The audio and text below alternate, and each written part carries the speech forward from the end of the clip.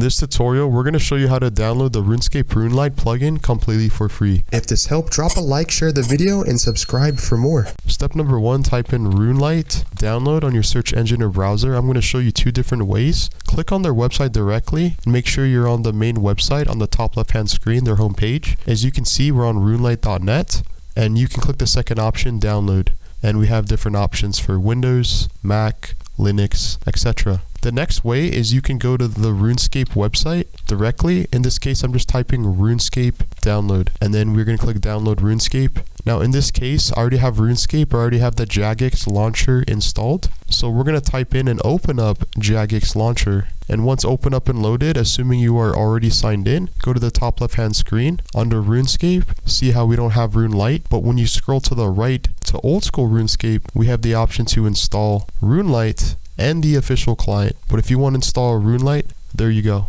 completely for free.